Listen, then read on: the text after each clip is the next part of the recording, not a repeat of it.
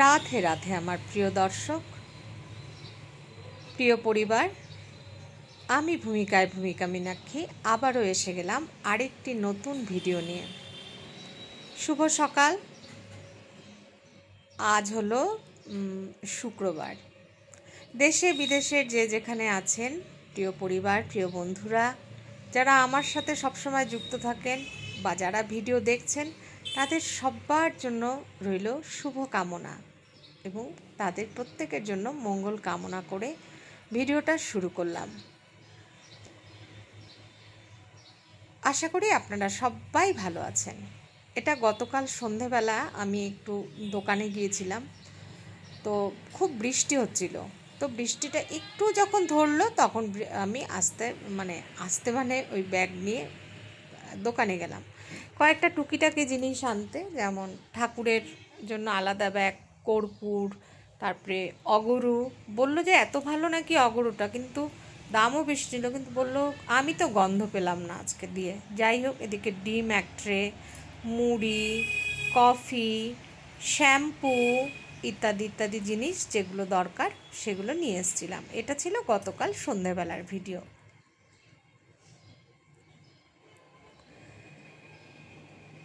আর এনেছিলাম একটা নয়নতারা গাছ কিনে, এই যে এটা এনে বারান্দায় রেখেছি। নয়নতারা গাছটা গতকাল সন্ধ্যায় এনেছি, আজকে এটা মাটিতে পুঁতে দিয়েছি। রাধে রাধে বন্ধুরা, এটা হলো আজকে সকালবেলা ঘুম থেকে উঠে পরিষ্কার হয়ে স্নান করে আমি সোজা চলে গেলাম আজকে ঠাকুর ঘরে। পুজোটা আগে দিয়ে নিই, তাহলে কাজ হবে। পুজোটা হয়ে গেলে যেন নিশ্চিন্ত। আর এই বছরের প্রথম আম কালকে মেয়ে জিও মার্টে অর্ডার দিয়েছিল আম, তরমুজ, আলু, কিন্তু তরমুজটা আসেনি। সকালবেলায় জিও মার্ট এসে আম আর আলুটা দিয়ে গেছে। তো আমটা তো আমি খাই না, মাকেও দেবো না ভেবেছিলাম, কিন্তু মাকে গত বছর সারা বছর সারা গরমটাই মা আম খেতেন। এবছর ভাবছিলাম পেটটা কি হয়। তো যাই হোক, 2 কেজি আম পাঠিয়েছে, সেটা ঠাকুরকে দিলাম, আর ঠাকুরের প্রসাদ সহকারে সেটা মা সকালবেলায় আম দিয়ে মুড়ি দিয়ে খেলেন। তো আমার গোপাল সোনা এবং আমার ঠাকুরের আসনটা কেমন লাগছে একটু জানাবেন। ভিডিওটা এতক্ষণ যারা দেখছেন প্লিজ পুরোটা দেখলে পরে আমি খুব খুশি হব। তারপরে মাথায় আসলো আজকে আমার বেডরুমটা, এই ঘরটা যেটা থাকে, এটা মেয়েরই বেডরুম, এই ঘরটা আজকে ডিপ ক্লিন করব। তা ঝুলটুল ঝেড়ে নিয়ে আমি এবার ফ্যান মুছতে গিয়ে তো আমার আর হাত উঠছে না। কি মুশকিলের মুশকিল, দুবার, একবার করতে গিয়ে পারলাম না, টাওয়াল ভিজিয়ে নিয়ে আবার নেমে গিয়ে দ্বিতীয়বার আবারও করতে গেলাম, আবারও যাচ্ছে না। দ্বিতীয়বার একটা বালিশ দিয়ে নিলাম, না তাও হচ্ছে না। তারপরে কি করলাম, তৃতীয়বার বালিশের ওপরে আরেকটা কোলবালিশ দিলাম, দিয়ে তারপরে উঠে তারপরে কোনো রকমে একটু হাত গেল। তৃতীয়বারেরটা আর ভিডিও করা হয়নি, দ্বিতীয়বার পর্যন্ত ভিডিও করেছি, কারণ খুব ধৈর্যের ব্যাপার এই ভিডিও করে করে কাজ করা। আর এই যে পুরো স্নান টান করে পরিষ্কার হয়ে আবার ঝুলমুল, আবার ঘর আমার গাটা নোংরা হয়ে গেছে। তো বিকেলবেলায় একবার সন্ধে দিতে যাওয়ার আগে আরেকবার স্নান করে পরিষ্কার হয়ে নেব। আর এগুলো না খুব ঝামেলার কাজ সত্যি। চেয়ারে উঠতে তো খাটের উপরে চেয়ার দিলেই হয়, কিন্তু ভয় লাগে উঠতে। তার সাথে এই ঘরে যা যা জিনিসপত্র আছে, এই সময় মেয়ে ফোন করছিল, মেয়ের সাথে কথা বলতে বলতে এগুলো পরিষ্কার করছিলাম। তো পরিষ্কার করে মুছে আবার সব যার যার জায়গায় রেখে দিলাম। এই আলমারির উপরে প্রচুর জিনিস, কেউ একজন সাথে থাকলে খুব সুবিধা হয়, কিন্তু যাই হোক আমাকে তো একাই করতে হয়। অর্ধেক জিনিস আমি উপর থেকে আগে নামিয়ে খাটে রেখে তারপরে ভাবলাম যে এই জিনিসগুলো এখানেই সরিয়ে মুছে নিলেই হবে। তো এদিকে টিভি চলছিল যেহেতু টিভিতে যেহেতু গান চলছিল, সেহেতু একদম সাউন্ড মিউট করে দিয়ে আমাকে কাজ করতে হচ্ছে শুধুমাত্র ভয়েস দিয়ে।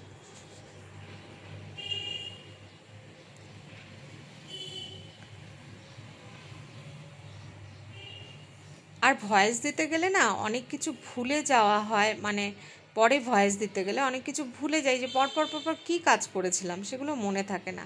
তো যাই হোক, বলেছি বোধহয় যে আজ শুক্রবার, ভুলে যাই, দেখেছেন তো, আমারও মাথাটা আস্তে আস্তে গেছে।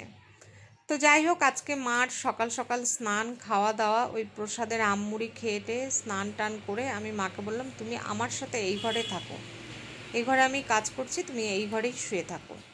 কারণ মানে একটা কারণও তার আছে, সেটা পরে বলবো, সেটা আপনারা বুঝতেই পারেন।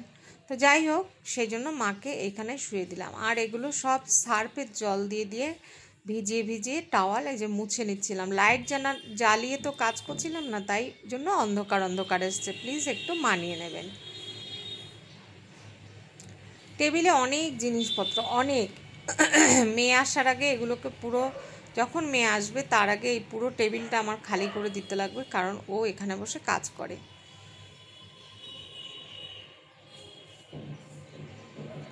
এখন ভয়েস দিচ্ছি, এখন বাজে হচ্ছে 3:45 বাজে। টেবিলটা যথারীতি গুছানো হয়ে গেল।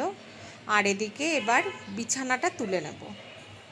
একটা ঘর ডিপ ক্লিন করা মানে চারটিখানি কথা নয়, কিন্তু মনে হয় যেন ভিডিওতে কত ফাস্ট সব কাজ হয়ে যাচ্ছে না? সত্যিই যদি এরকম ফাস্ট কাজ হতো তাহলে কবে কত না জানি ভালো হতো। বিশ্বাস করুন, 7-8 ঘন্টা লেগে যায় আমার প্রতিদিনের, মানে দিনের বেলার কাজ করতে। তারপরে কখন আর এখন আমার আর ধৈর্য থাকে না যে যোগা করব, তারপরে হাঁটতে যাব, এই ধৈর্য থাকে না। দিন দিন যেন মানে কি বলবো, আর আজকাল পারছি না, এত কাজ করতে না পারছি না। কিন্তু ওই যে নোংরা তো থাকতে পারি না, পরিষ্কার পরিচ্ছন্ন থাকতে লাগে। এদিকে বিছানাটা সুন্দর করে পাট পাট করে টেনে তুলে নিলাম। আর এই যে জিনিসপত্র, এই যে আলমারির উপর দেখুন আবার সব সার্ফের জল দিয়ে মুছে মুছে তুলে রেখেছি। আর যা যা জিনিসপত্র বেরিয়েছে সব জিনিসপত্র, দুদিনের নাইটি, বিছানার চাদর, সব কিছু সানলাইট গুঁড়ো দিয়ে ভিজিয়ে নিচ্ছি।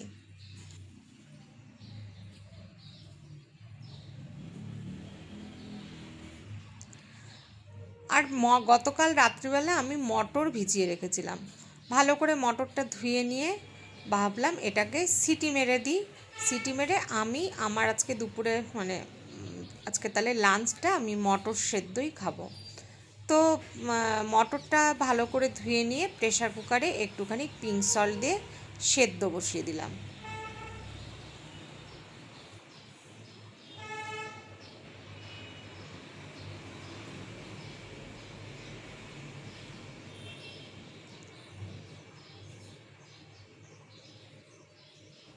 এই যে একটুখানি পিঙ্ক সল্ট দিয়ে নিচ্ছি, পিঙ্ক সল্ট দিয়ে নিয়ে প্রেসার কুকারটা ঢেকে সেদ্ধ করতে দিয়ে আমি আবার অন্য কাজে চলে গেলাম। আমি তো সব কাজ একসাথে শুরু করে দিই, নইলে তো শেষ করতে পারি না। এদিকে ফ্রিজটাও কবে থেকে মুছতে হবে, তো ফ্রিজটাও মুছে নিচ্ছিলাম। খালিই আছে ফ্রিজ, কারণ সেরকমভাবে কিছু নেই, কারণ বাজার সমস্ত শেষ হয়ে গেছে।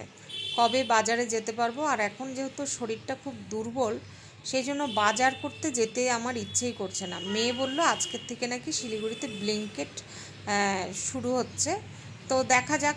বললো যে জানি না কি কি পাওয়া যাবে, যদি সবজি পাওয়া যায় ঠিক দামে দেখা যায় তাহলে তোমার আর সবজি কিনতে যেতে হবে না, তো তাহলে পাঠিয়ে দেবো। এবার হচ্ছে দেখা যাক কখন কি হয়, কারণ আমার না বাজার করতে যেতে আর একেবারেই ভালো লাগছে না। কারণ আমার আর শরীরে মনে হয় জোরই নেই, কিন্তু বাজার তো করতে হবে। যে কালকে ডিম নিয়ে আসছি, সয়াবিন আছে, এগুলো আছে। তো আমগুলো ভালো করে ধুয়ে এখানে ঢুকিয়ে রেখে দিলাম ফ্রিজে। এদিকে চাল 3 বস্তা, এখানে বোধহয় 5 কেজির বেশি আছে চালটা ঢেলে নিলাম। আরও 2টো ব্যাগ আছে 10 কেজি চালে। তো এগুলো মানে করতে গেলে না মনে হয় প্রচুর শক্তির প্রয়োজন। সত্যি কথা, বিশ্বাস করুন আমার এখন আর শক্তি নেই মনে হয় বডিতে, শেষ শক্তি আমার সব। খাওয়ার অরুচি, সবচেয়ে বড় কথা, এখন অবধি তো আমি সুস্থ হয়ে উঠিনি, তো সেটাই হয়ে গেছে, খাওয়ার অরুচি একেবারেই, খেতে ইচ্ছা করে না।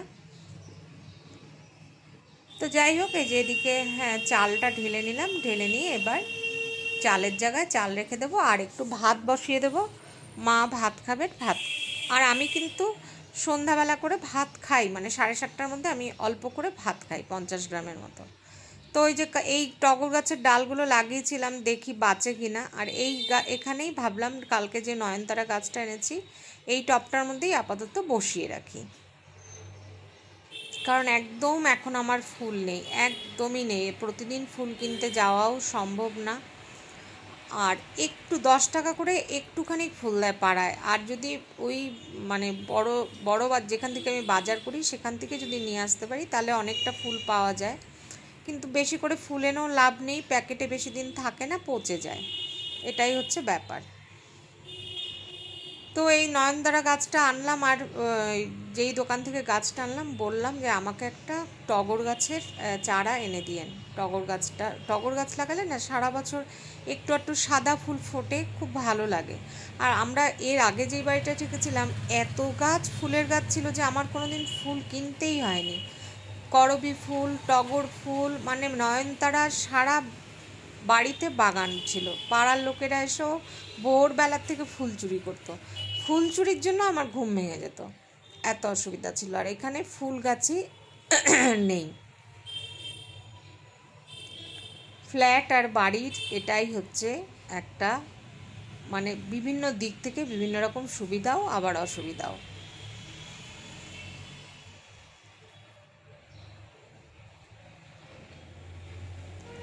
এই যে গাছটা দিয়ে রেখে দিলাম সাজিয়ে। আর এদিকে যে আমি মটর সিদ্ধটা করে নিয়েছি, মটর সিদ্ধটা এই যে পেঁয়াজ, লঙ্কা, শসা আর হচ্ছে লেবু চিপে নিয়ে এখন আমি এটা খেয়ে নেব।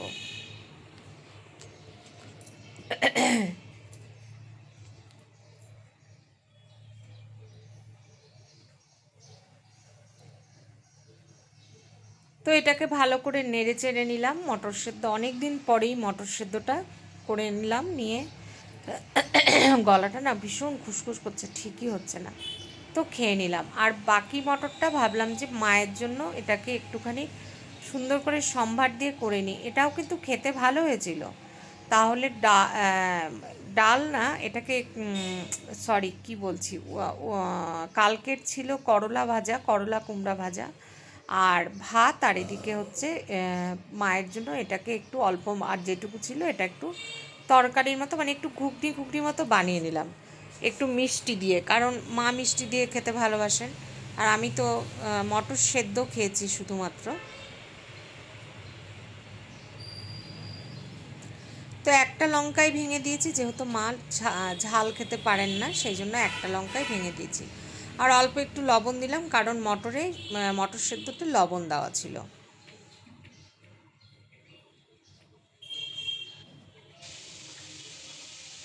আর তার মধ্যে ভেঙে দিলাম একটা ডিম।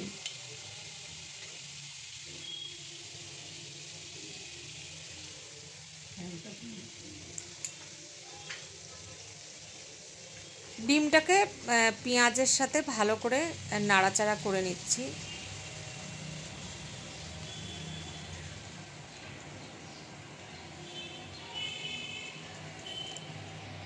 ভালো করে নাড়াচাড়া করে নিয়ে এবার এখানে দিয়ে দিলাম মিষ্টি, মানে চিনি। যেহেতু এই যে মা খেতে ভালোবাসেন, সব চিন্তাই মাকে নিয়ে, তাই। আর এরপরে এটাকে ভালো করে নাড়াচাড়া করে নিয়ে আমি প্রেসার কুকারে যে মটরটা ছিল সেই মটরটা দিয়ে দিলাম।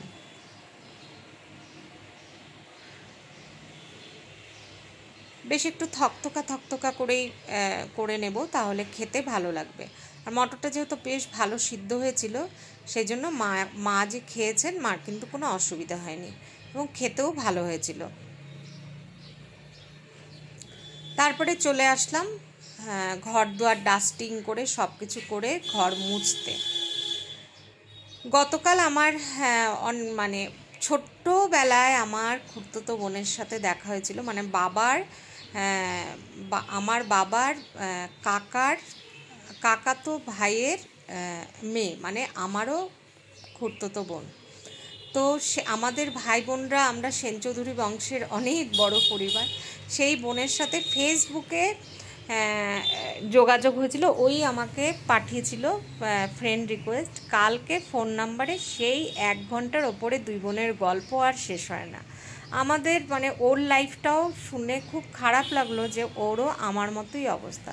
তো যাই হোক, দুই বোনের অনেক বছর পরে, মানে আমি তো চেহারা ভুলেই গেছি, ওর আমাকে মনে আছে সম্পূর্ণ। ছোটোবেলায় আমি কি গান করেছি, কখন কবে কি হয়েছে না হয়েছে ওর খুব মনে আছে।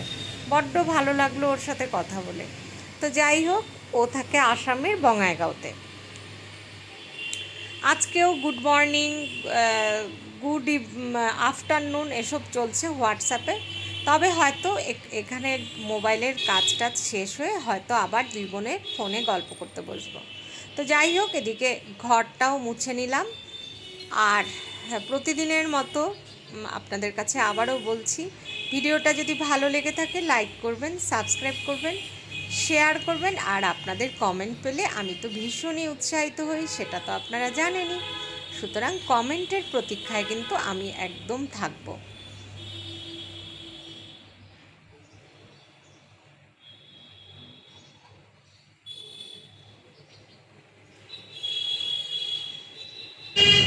দারুণ ওয়েদার আজকে, একদম আকাশ মেঘাচ্ছন্ন।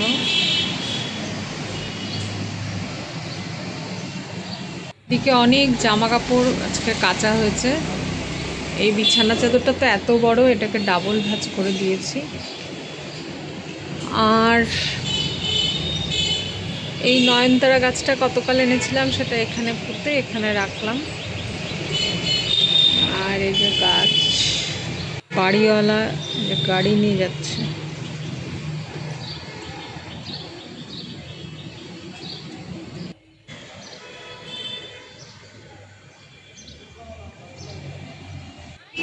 এদিকে রান্নাঘরটা পুরো ক্লিন করে নিয়েছি।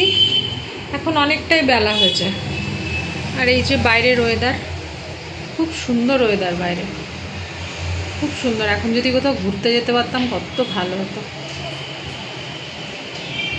আর এই যে এদিকে সব সুন্দর করে গুছানো। আর এখানে টাওয়াল দুটো ভিজিয়ে রাখলাম, ওইটা যাবে ডাস্টবিনে, ওই প্যাকেটটা। এদিকেও সব গুছানো। এখন বাজে কটা বলুন তো? ওই যে দেখা যাচ্ছে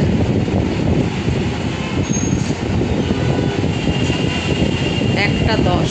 এখন আমি একটুখানি চা খাচ্ছি।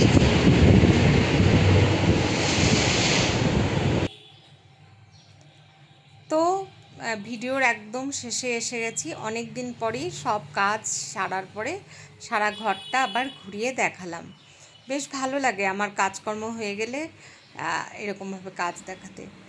আমি যেমন অন্যদের ভিডিও দেখে মানে ভালো উৎসাহ পাই, তেমনি যদি আপনারাও উৎসাহ পেয়ে থাকেন আমার কাজ দেখে, তবে অবশ্যই কিন্তু কমেন্ট করবেন, ঠিক আছে? আমার ভালো লাগবে। তবে আজকের মতো রাখছি, টাটা, বাই।